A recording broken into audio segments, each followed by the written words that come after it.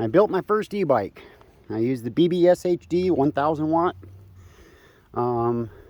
It's an off-brand down tube battery, and it's just great fun riding this bike now. It was already somewhat fun, but anyway, so the kit came with pretty much everything I needed except the battery.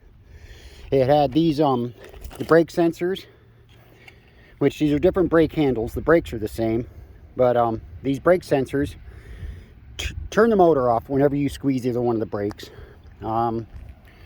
This here is how you turn it on and how do you adjust power levels up and down.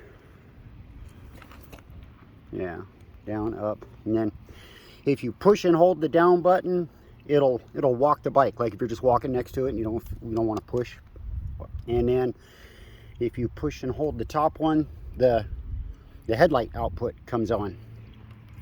And then of course there's a lot of other stuff I'm not trying to talk about. So I put these on, I routed the wires nicely along the frame and down this tube here, and one to the battery, one to the motor. They're all kind of bundled up underneath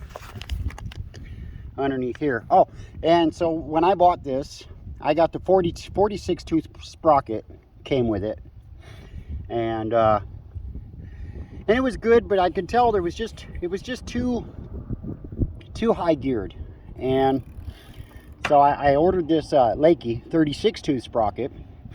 And the nice thing about this one is each tooth, there's a wider tooth and a thinner tooth, and a wider tooth and a thinner tooth to fit in the bike chain, right? You got wider, thinner, and I was having problems with, when I was riding off-road, the chain bouncing off the sprocket. And now that I've done that, I think the chain's only come off one time, but since then it hasn't. The chain is a little bit tight in the high gear because I did put another rear sprocket on. The rear sprocket is a 7-speed, but I got this one, which has a very, very low gear. So it goes from 11 teeth on its smallest to 34 on its biggest. And I feel like the bike is very dialed in. Now that I've got this, because I lost a bit of top end when I put the smaller front sprocket on, which I knew I would, but I gained low end torque, and I still thought I'd like to have more. And so that was when I did this, and I'm just loving the way this bike rides now. I can do over 30 miles an hour in high gear, and I do about 6 miles an hour in low gear with great torque. It's really a lot of fun. And the chain could be a little longer. You can see how stretched out this derailleur is in the lowest gear, but so far okay.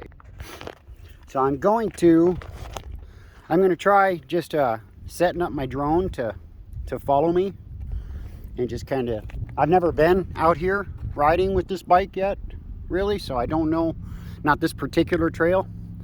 So I'm just going to go ride and kind of see how it does.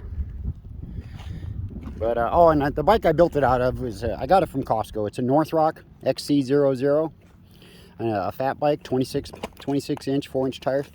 I do think I will end up getting a front suspension for this bike. The fat tires absorb bumps and stuff pretty well, but I think a suspension would be beneficial.